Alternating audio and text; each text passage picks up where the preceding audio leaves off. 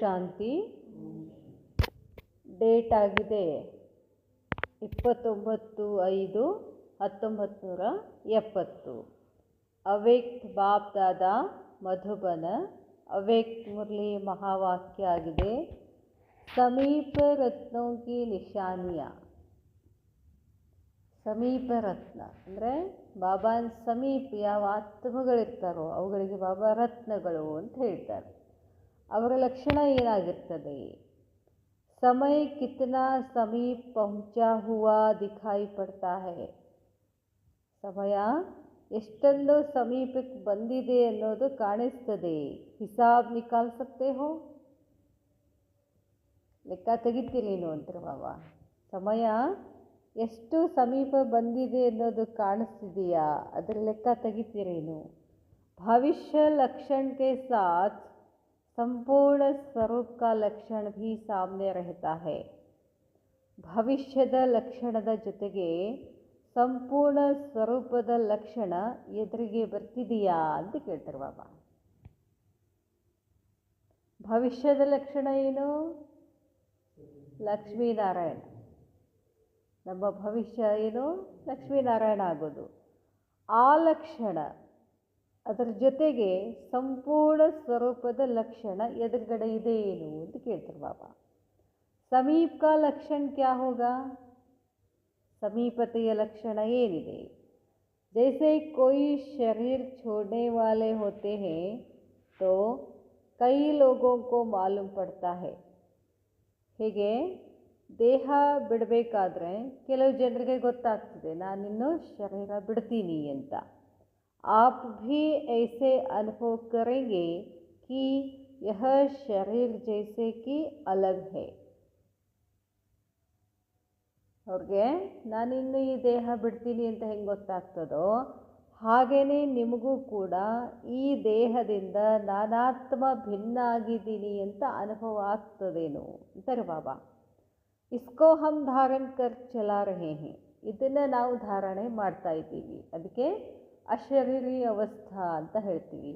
ನಾನಾತ್ಮ ಈ ದೇಹದಿಂದ ಭಿನ್ನ ಇದ್ದೀನಿ, ಇದನ್ನು ಅಭ್ಯಾಸ ಮಾಡಬೇಕು ಅಂತಾರೆ ಬಾಬಾ. ಸಮೀಪ ರತನ್ ಕಿ ಸಮೀಪ ಆನೆ ಕಿ ನಿಶಾನಿ ಯಹಿ ಹೋಗಿ. ಸಮೀಪ ರತ್ನ ಸಮೀಪ ಬರುವುದರ ಲಕ್ಷಣ ಇದೇ ಆಗಿದೆ. ಏನು? ಸದೈವ ಅಪನಾ ಆಕಾರಿ ರೂಪ್ और ಭವಿಷ್ಯ ರೂಪ್ ಸಾಮ್ನೆ ದೇಖತೆ रहेंगे. ಯಾವಾಗಲೂ ತಮ್ಮ ಆಕಾರಿ ರೂಪ ಮತ್ತು ಭವಿಷ್ಯದ ರೂಪವನ್ನು ಎದುರಿಗೆ ನೋಡ್ತಾ ಇರ್ತೀರಾ. ಆಕಾರಿ ರೂಪ ಅಂದರೆ ಫರಿಸ್ತಾ, ಭವಿಷ್ಯ ರೂಪ ಅಂದರೆ ದೇವಿ ದೇವತೆಗಳ ರೂಪ. ನೀವು ನೋಡಬೇಕು, ನೋಡ್ತೀರಾ. ಪ್ರಾಕ್ಟಿಕಲ್ ಮೇ ಅನುಭವ ಹೋಗ, ಅದು ನಿಮಗೆ ಪ್ರಾಕ್ಟಿಕಲ್ ಅನುಭವ ಆಗ್ತದೆ. ಲೈಟ್ ಕಾ ಫರಿಸ್ತಾ ಸ್ವರೂಪ ಸಾಮ್ನೆ ದಿಖಾಯಿ ದೇಗಾ कि ऐसा बनना है और ಭವಿಷ್ಯ ರೂಪ भी ದಿಖಾಯಿ ದೇಗಾ. ನಿಮ್ಮ ಪುರುಷಾರ್ಥ ಸಮೀಪ ಬಂದ ಹಾಗೆ ನಿಮಗೆ ಕಾಣಿಸ್ತದೆ. ಏನು? ನನ್ನಷ್ಟಕ್ಕೆ ನನಗೆ ಹಗುರತೆಯ ಅನುಭವ ಆಗ್ತಾ ಹೋಗ್ತದೆ, ಭವಿಷ್ಯದ ರೂಪನೂ ಕೂಡ ಕಾಣಿಸ್ತದೆ ಅಂತಾರೆ ಬಾಬಾ. ಅಬ್ ಯಹ ಛೋಡ ಔರ್ ವಹ ಲಿಯಾ. ಈಗ ನಾನು ಇದನ್ನು ಬಿಟ್ಟೆ, ಅದನ್ನು ತಗೊಂಡೆ. ಎದನ್ನು ಬಿಟ್ಟೆ, ಎದನ್ನು ತಗೊಂಡೆ? ಈ ದೇಹ ಬಿಟ್ಟೆ, ಸತೋಪ್ರಧಾನ ದೇವಿ ದೇವತಾ ದೇಹ ತಗೊಂಡೆ ಅಂತ ಅನುಭವ ಆಗ್ತದೆ. जब ऐसी अनुभूति हो तब समझो कि ಸಂಪೂರ್ಣತಾ ಕೆ ಸಮೀಪ है. ಈ ಅನುಭೂತಿ ನಿಮಗೆ ಆಗ್ತಿರಬೇಕು ಅಂತಾರೆ ಬಾಬಾ. ಆವಾಗ ತಿಳ್ಕೊಳ್ಳಿ ನೀವು ಸಂಪೂರ್ಣತೆಯ ಸಮೀಪ ಬಂದಿದ್ದೀರಾ ಅಂತ. एक आंख में संपूर्ण स्वरूप और दूसरी आंख में भविष्य स्वरूप. ಇವತ್ತು ಹೇಳ್ತಾರೆ ಬಾಬಾ, ಎರಡು ಕಣ್ಣಲ್ಲಿ ಏನೇನಿರಬೇಕು? ಒಂದು ಕಣ್ಣಲ್ಲಿ ಸಂಪೂರ್ಣ ಸ್ವರೂಪ, ಇದೇ ಬ್ರಾಹ್ಮಣ ಜನ್ಮದಲ್ಲೇ ನಮ್ಮದು ಸಂಪೂರ್ಣ ಸ್ವರೂಪ. ಇನ್ನೊಂದು ಕಣ್ಣಿನಲ್ಲಿ ದೇವಿ ದೇವತೆಗಳ ಸ್ವರೂಪ. ಐಸಾ ಪ್ರತ್ಯಕ್ಷ ದೇಖನೆ ಮೇ ಆಯಿಗ. ಮುಂದೆ ಹೋಗ್ತಾ ಹೋಗ್ತಾ ಇದು ಪ್ರತ್ಯಕ್ಷ ಕಾಣಿಸ್ತದೆ. जैसे अपना यह स्वरूप प्रत्यक्ष अनुभव होता है, बैठे बैठे ऐसे अनुभव करेंगे जैसे कि यहाँ नहीं लेकिन उस संपूर्ण स्वरूप में बैठे हैं. ಹಿಂಗೆ ಅನುಭವ ಆಗ್ತಾ ಹೋಗ್ತದೆ. ಇಲ್ಲೇ ಕುಳಿತಲ್ಲೇ ನಾನು ಈ ದೇಹದಲ್ಲಿ ಅದೀನಿ ಅಂತ ಅನಿಸೋದೇ ಇಲ್ಲ. ನಾನು ದೇವಿ ದೇವತಾ ದೇಹದಲ್ಲಿ ಇದ್ದೀನಿ ಅಂತ ಫೀಲ್ ಆಗ್ತದೆ ಅಂತಾರೆ ಬಾಬಾ.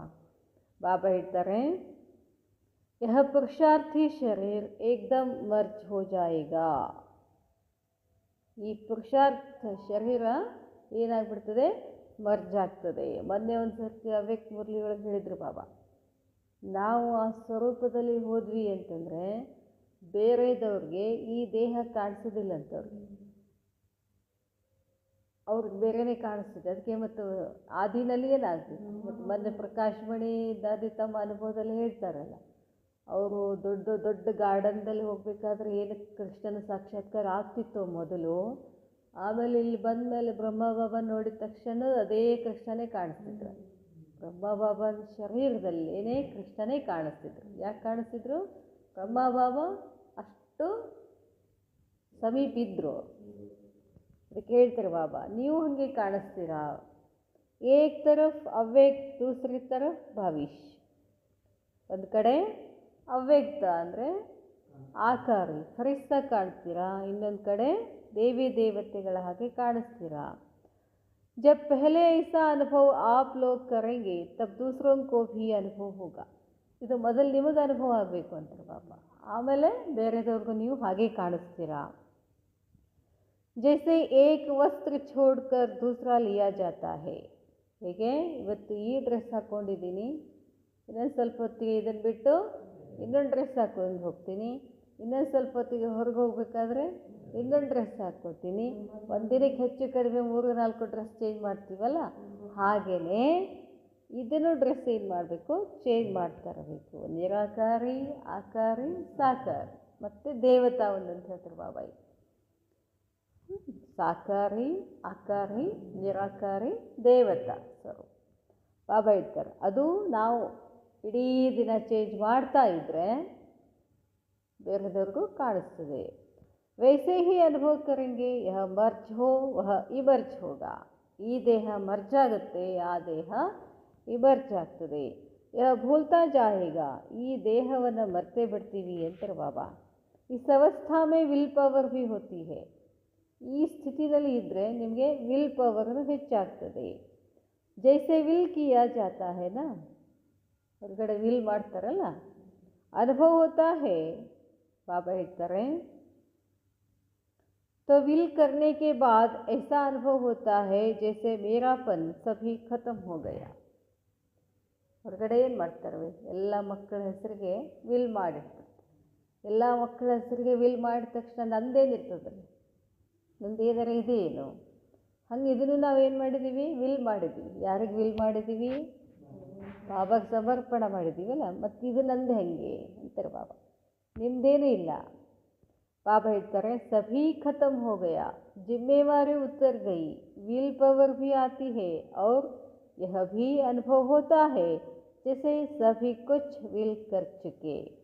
ಬಾಬಾ ಹೇಳ್ತಾರೆ, ಯಾವಾಗ ನೀವು ವಿಲ್ ಮಾಡ್ತೀರೋ ಆವಾಗ ನಿಮ್ಮ ಜಿಮ್ಮೆವಾರಿಯನ್ನು ಕಳ್ಕೊಂಡು ಬಿಡ್ತೀರಾ ಅಂತ ಹೇಳ್ತಾರೆ ಬಾಬಾ. ವಿಲ್ ಪವರ್ ಭಿ ಆತಿ ಹೇ.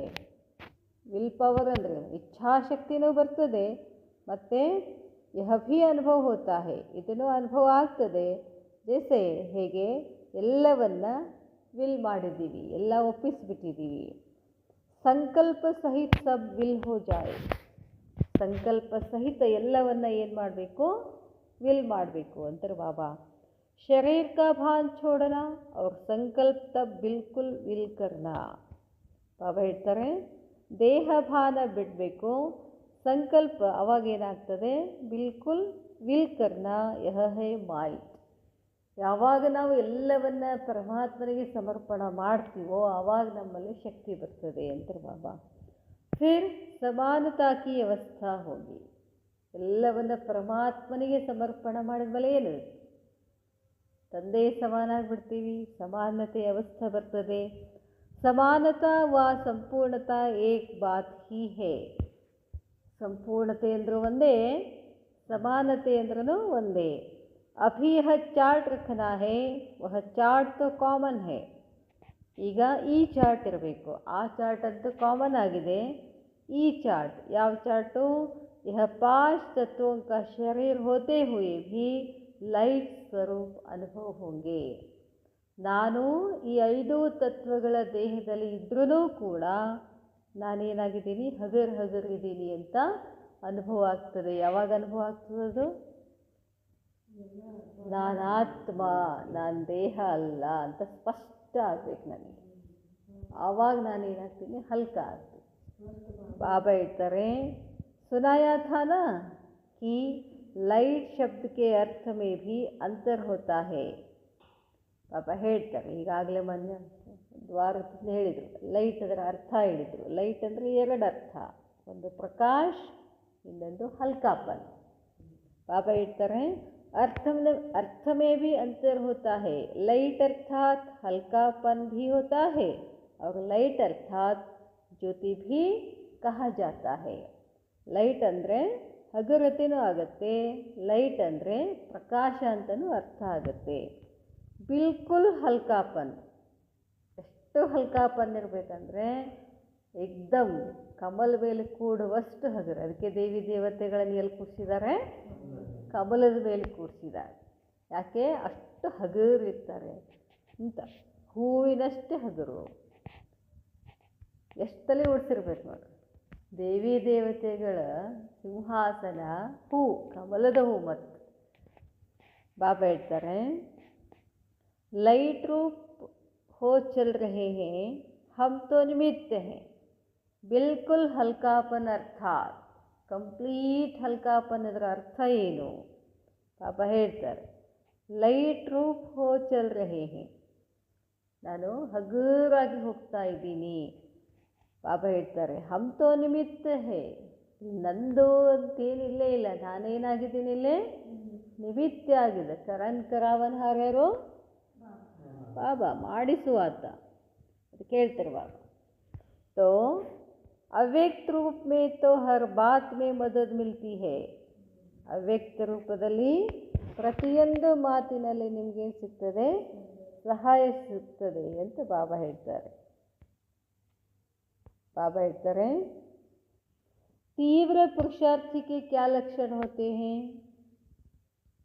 ತೀವ್ರ ಪುರುಷಾರ್ಥಿಯ ಮುಖ್ಯ ಲಕ್ಷಣ ಏನಾಗಿರ್ತದೆ? ಸಮझाया था ना, ತಿಳಿಸಿದ್ದೆ ನಾನು ನಿಮಗೆ ಮೊದಲು. ಕಿ ಏನಿರ್ತದೆ ಲಕ್ಷಣ?